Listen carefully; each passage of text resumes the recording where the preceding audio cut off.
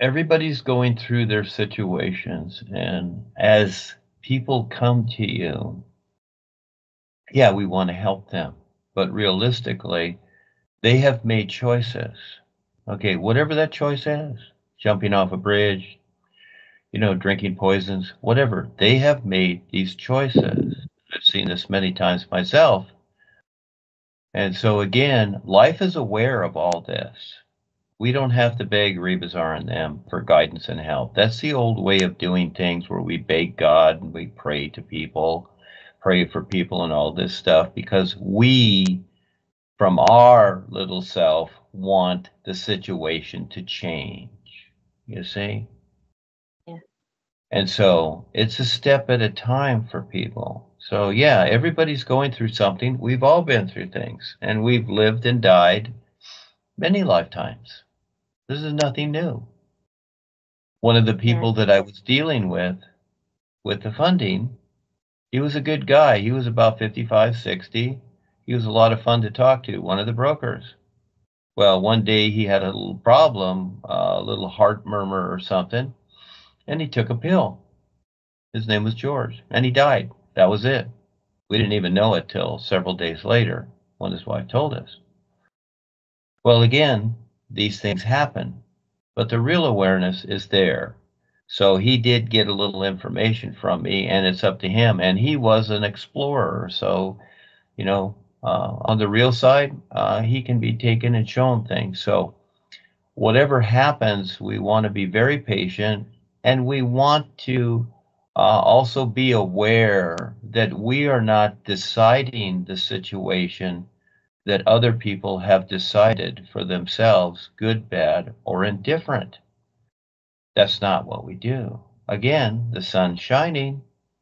Always keep that in mind. What is the sun doing? Is it interfering? Is it deciding? Is it begging Rebazar? No. As we let go of that personal self and our attitudes about things and others, we become okay. You see? And we let go of the control. So we are not do-gooders. We are not here to do good. We are here to show people how to become more aware and self-sufficient for themselves. That makes sense, and it takes time. This is where I tell people 50 years. And with their programmed minds, they go, oh my gosh, 50 years. I don't have 50 years. Oh yeah, what else will you be doing? It all takes time. And 50 years means nothing. I just picked a number that means nothing. 10,000 years, whatever. You've been around millions of lifetimes to get here, which all mean nothing. It's all now. So again, it's time to be real. We do what we do, and we simply give them a few suggestions and see how far they want to go with it. And yes, if there's an emergency, if you see someone on the street that's in a car accident, yeah, you go over there and you help them, whatever makes sense. But we don't decide their lives for them. We just let them know what's taking place. That becomes the difference. So we don't need to beg Rebazar and the guides for assistance. They already know. See, again, it's about awareness. The sun already knows how to shine. You don't have to ask it or tell it. It already knows. And this is what's cool. That's the real language. Being to being, seeing to seeing. That's the real language. And that's what we're promoting, you see? Not the old ideas. You step back, you just be that being and you just share your part and see who shows up and let them decide how they want to do it. But in the meantime, like a teacher, you help coordinate them if they're willing. And if they're not, you just let them be. It's all okay. We're not here to save them. We cannot save anyone. It's not about that. Even though we use the idea, let's save planet Earth, well, that's an idea. And I want to see if others are interested too, but most people aren't. They're more interested in just destroying the place. So again, I can't control that. No one can control that, neither can the boy. So we just do what we can. So we create things to get the attention of people so that they can possibly become more aware to make better choices, and so that it's all more fun for everybody instead of a lot of suffering. So right now we're all eating plastic food because a lot of people have decided it. So again, the adventure to survive here is huge, isn't it? It's huge. And we're here for everyone, every day. This is how things like, Eckankar and all that got all screwed up, because people didn't go through the steps because they stayed in their 5 bodies. And they don't see the difference. See, the Eckas, as an example, and I was there too, we're thinking that, it's all personal, but it's not. You have the personal self, and yeah, you feel these things. You feel pain. You want to do something. Fine, do something. That's in your physical sense. Then there's the awareness, and it's being able to see the two and how that applies. So everything isn't in the emotional sense. Sometimes you have that, but that's only your 5 bodies. Okay? And so again, the real awareness is like the sun shining. There are no attitudes, there's no feeling, there's no love, there's no happiness. It's an isness that's real.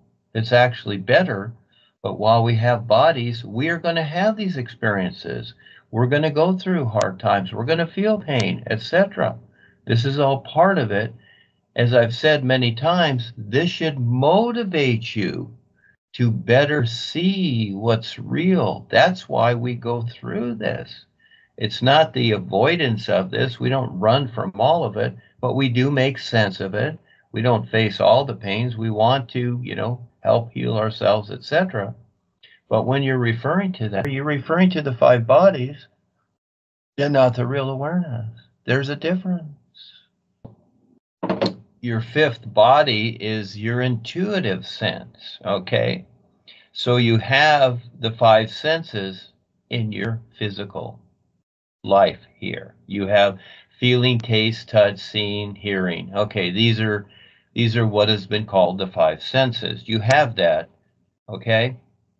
And that is from also your other bodies, which is your emotional body, which is your sensations, whatever sensations, your nervous system, etc. Okay, and then you invent ideas like love, happiness, and whatever, and you label those and you add emotion to those, okay? And then you have your causal body, you have your memory. Okay, these are faculties you have. And then you have your mind, which creates thought, like your computer, etc. Then you have your intuitive body that's more so than the mind, okay? And that is all connected to the real awareness because you are the operator. The awareness is the operator, and it comes best through the intuitive senses, but most people are literalized and framed work into a mind-framed world. And I was just chatting with one person who contacted me, and I showed them what I was doing with the, the intuitive senses, and they questioned me and said, "What is this? Why do I need it? What is it?" See, again, people don't even know, for the most part, what their intuition is.